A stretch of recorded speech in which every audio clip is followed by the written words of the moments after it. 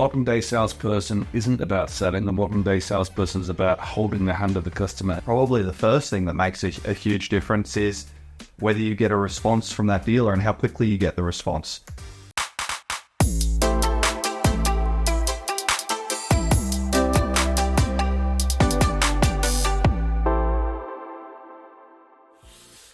Oh, well, Glenn, we finally pulled it off. We're finally making our first automotive podcast. So that's great news. Well, good news for us. Hopefully it's good news for the people that listen in as well. Probably good for us just to give a bit back now about why we're trying to create this podcast and also a bit of who you are, who I am. Sounds good. I mean, look, my view is, our job is to make dealers successful. That's what our business is all about. And any way we can connect and share experience and share data is going to be good. And, we both agree that maybe podcasts is a way of doing it. So we're going to build this series, and hopefully whoever listens can take at least one or two nuggets from what we're saying that will help them be successful in their business. Yeah, that's certainly the plan. Hopefully every episode adds some value to our dealers and helps them, move their business along a little bit. Yeah, absolutely. So I think we probably should qualify why we could talk about such things. Maybe you could talk about who you are. Yeah, I'll give you a quick 2-minute background. So my name's Glenn Harwood. I'm one of the co-founders of AlgoDriven. We make software, data and tools here in Dubai to help car dealers value and appraise used cars. Before I was doing this, though, I've been in the region 12 years, originally working for Mercedes-Benz in Abu Dhabi as one of the sales managers. After that at BMW in Dubai, overseeing the used car division. And prior to that, I was working in Australia in management and sales roles with Mercedes-Benz. So all in all, been in the automotive industry just coming up to 20 years. All right, so petrol is in your veins then. That's it. I thought I could smell something. But so I'm Craig Stevens, and I must confess, I've never worked in a dealer. Really? Yes. So dealers listen to me will think I'm a complete fraud. I've never worked at a dealership, but I have worked for 30 years in automotive marketplaces. So I started in marketplaces before the internet. So I started with magazines. What was that? Yeah, exactly. I think it's the future, actually, in magazines. But I work with dealers in the UK, in Ireland, in China, in Europe, and now the UAE as chief executive of DubiCars. And I'm passionate about it. I'm passionate about how do we help dealers be successful, whatever the medium, whether it be magazine, whether it be digital, whether it be app, whether it be social. I think, dealers have a very difficult job, and anything that we can do to make their life easier is going to create value all around. So that's right. And the game's changed a bit the last 5 or 10 years too, which I'm sure you've seen in your role. Oh my God. Yeah. I mean, we could talk about that. That's a whole new podcast about how the world's changed. But look, we call today's podcast Beating the Odds. Yeah.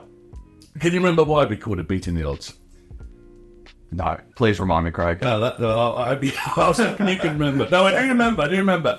So I came up with a stat, which was, on average, every consumer on our website delivers 5 leads or creates 5 leads. Right. So as a dealer, if you receive a lead, on average, 4 other dealers or 4 other sellers have received a lead from the same customer. Okay. And I think what we should really dig into today is how do you beat the odds? Because you're 1 in 5. 20%. 20%. Good maths. How do you as a dealer get to that customer first, make that customer yours, own that customer, and then get that customer to repeat business with you? And I think that's where we can add some valuable insight to dealers. Great. So let's dive straight in. What would you say are the top 3 things dealers can do to beat the odds?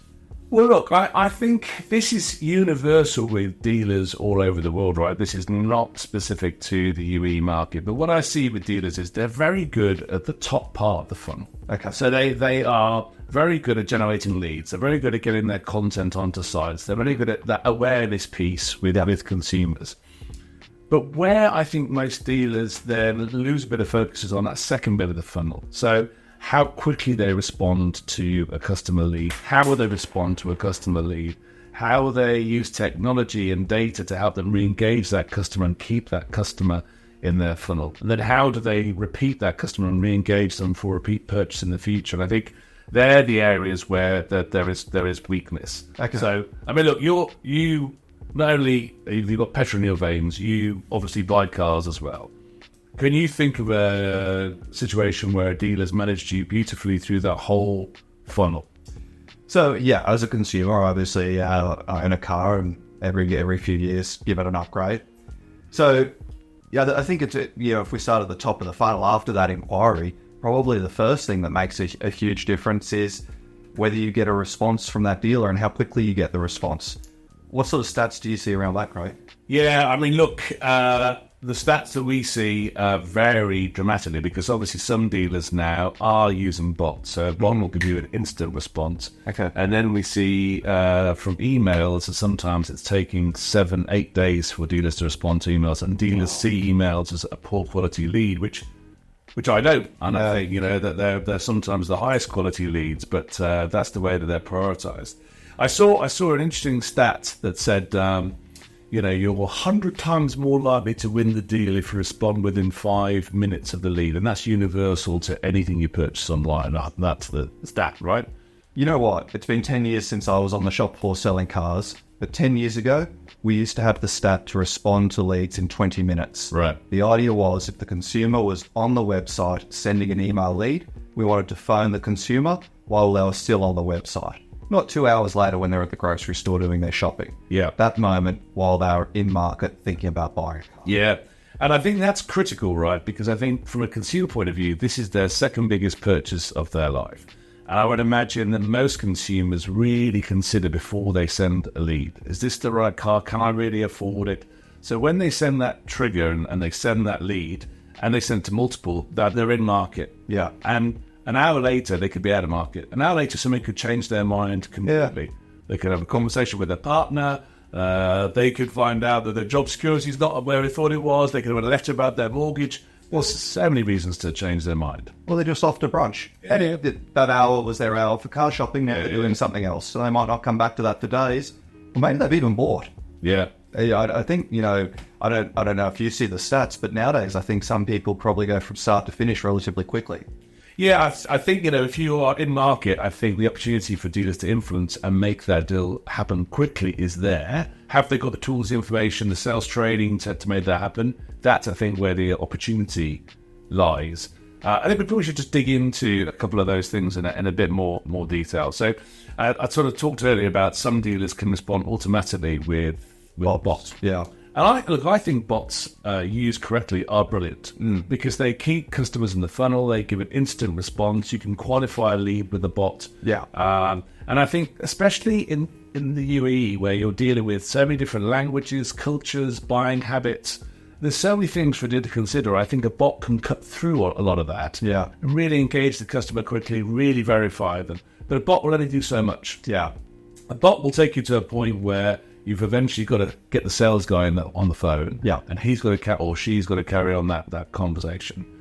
I think the second thing is then, how are you training the salespeople? How are you then training your salespeople to take that from a bot conversation into, let's keep that customer, even if that customer doesn't want that car or doesn't want to buy today, how do we keep them warm? So are we using any kind of CRM tool? Are we using any kind of database tool to review customers, make sure that we speak to them after 2, 3, 4, 5 days? So I think that is definitely a gap, and I see some dealers do that brilliantly. Yeah. And I see some dealers still using either Excel sheets or Post-it notes. So there's definitely a big gap in that side. We DubiCars do a lot of retargeting. Okay.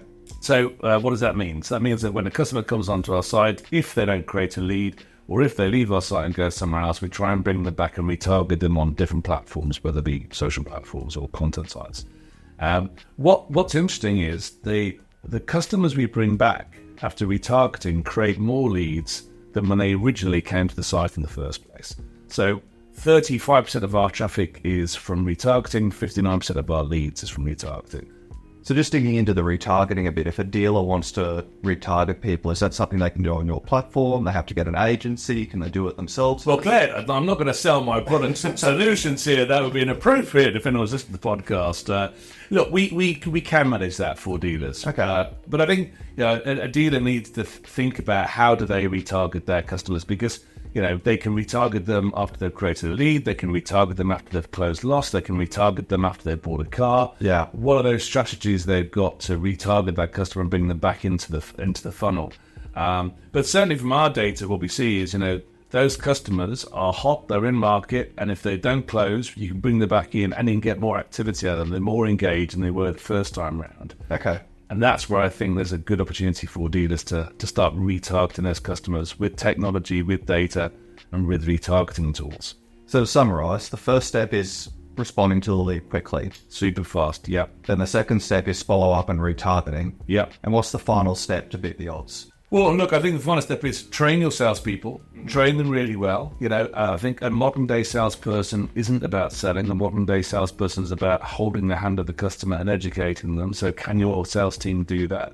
And the last thing is, give them the tools to enable them to do that. So even if it's a very basic CRM tool, off-the-shelf CRM tool, give them something where, as a leader that your salespeople are going back to your customers after 30, 60, 90 days, whatever it may be, and having the right level of conversation. Sounds so simple. Leads, follow-up, salespeople. There you go. Steps. There you go. That's our first podcast. Thanks, Craig. It's been a pleasure. All right, good man. Thank you. Thank you.